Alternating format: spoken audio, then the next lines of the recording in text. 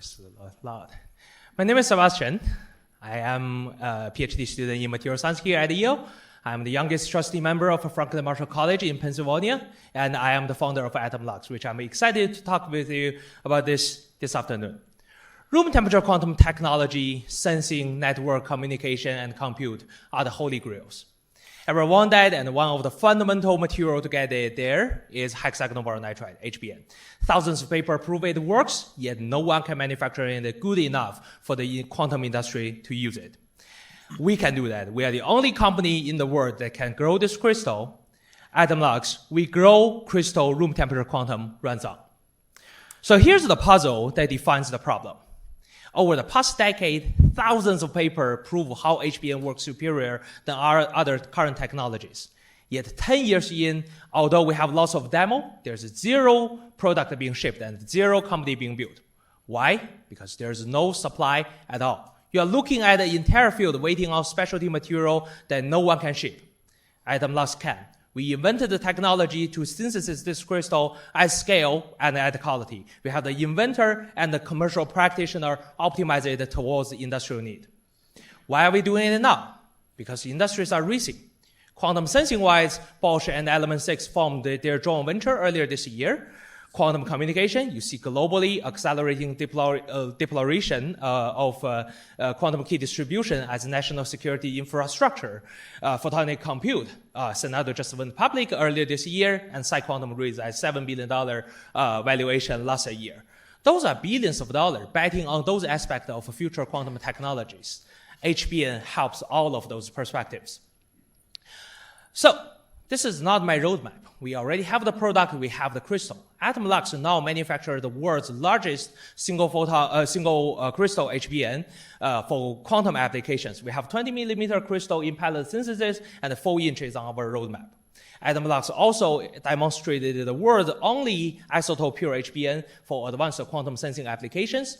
All of our product, the performance beats the academic gold standard in the past decade, approaching theoretical limit. All of those data are peer-reviewed. So the company will develop itself in stages, substrate, crystal, module, and then vertical integration. First, we sell crystals to labs, to industrial pilot and partners, and then we will develop HBN-based single photon emitter modules that will be able to enable multiple room temperature quantum market all at once. The decade is paid for, and now we sell. This is 10 years of a process refinement, more than 50 peer-reviewed high-impact papers of validation of our crystal lineage, 0 competitors at our spec. The technology risk is behind us. The money we raise funds commercial scale out, not inventions. Who else ship it at the spec we can do? The answer is no. No one can do it. The National Lab of Japan has the quality, but they cannot scale and they won't sell. You can buy it from commercial resource, but they never at the scale or quality you will need for quantum industry. This is because the real mode is who we are. We have the inventor and the only practitioner. Dr. Jensen is the operator, keep refining the crystal process. Professor Edgar and Professor Su here at Yale invented the process, will keep advise us. I run the company and oversee the R&D development.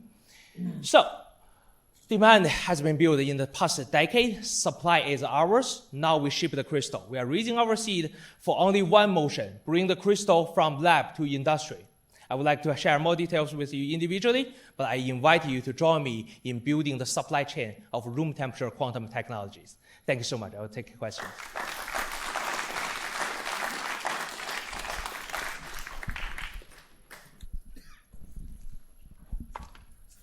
Great presentation. Thank you.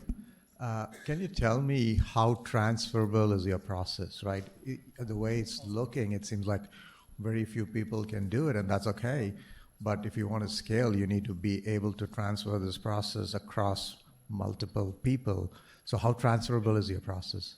Absolutely. Our process is absolutely transferable and codifiable. That's a part of our goal in the seed stage to build automated synthesis capability because we have the people in the earth that know the best how to synthesize this crystal. Look at our competitors. Unfortunately, their process has never been publicly reported to be successfully reproducible. However, for our crystal, we do have a record and publications based on our advising to other people that they successfully replicated our process.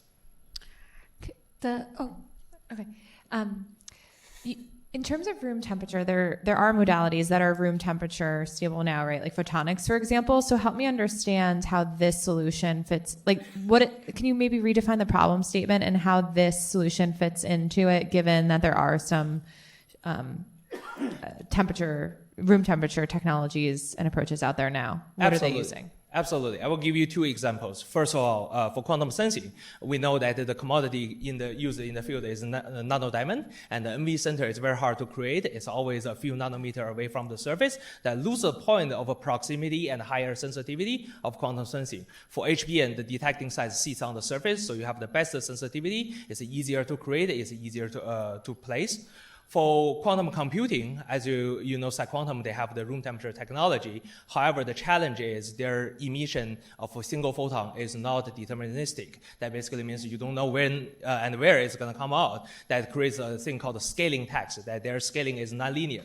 On HBM, we are able to manufacture, this is our stage 2, but we do have the technology already stored in our toolbox that we have be able to manufacture single photon emitter based on HBM that is deterministic, that turns the scaling of photonic quantum computing to be linear instead of exponential, and it removes lots of the taxing, making it really scalable, speaking of the number of qubits.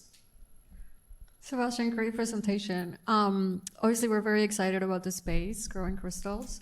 These things tend to break down in the slicing of it, and then the actual, for example, in your case, if you're definitely looking into the quantum space, how are you connecting, getting into the roadmaps? You know, where does this actually fit? I want to hear a little bit of early conversations you might have had with, let's say, folks in El Segundo, upstate New York. Where is this happening? And then with the companies themselves, like, are you getting in the roadmaps? How are you talking to the engineers and actually making this scale? Absolutely, thank you. Just for the record, we didn't talk before the conversation. I'm glad you asked this question. First of all, we got crystal inquiry every single day into my inbox that people from research group want to use my crystal. They do not want to use the Japan team's crystal anymore. And just yesterday at the developer day, we had a great conversation with the people from Alice and Bob who works on superconducting computing. Just for the record here, for the presentation purpose, I didn't mention those applications, but one of the applications of HBM is help reduce the footprint of superconducting qubits. I asked the Alice Bob engineer, because he worked on HBM during his entire PhD, will this be useful? This morning I got a message, email connecting me and their chip design team, thinking about something potential to be happen. That's our early conversation with industry. Where are you thinking about slicing, and where's that chain coming? How does it get into manufacturing?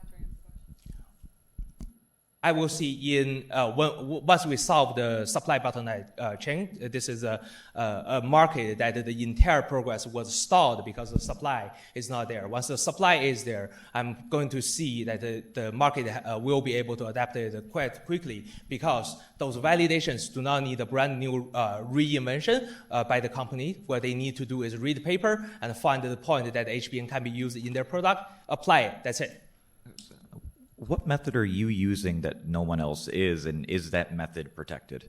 Good question. That method is protected, and that's our fundamental difference versus the Japan team. The Japan team, they use hydraulic machine that is this hull that high, and it's very hard to replicate. It's heavy capex for replica and scaling. We do it in a tube furnace. We do it in the tube furnace. The process is patented, but most importantly, it's know-how. Maybe other people can still get their HBM crystal, but they never get to the level we can get at the purity, because that's the 10 year of the investment. Thank you so much. All right, thank you.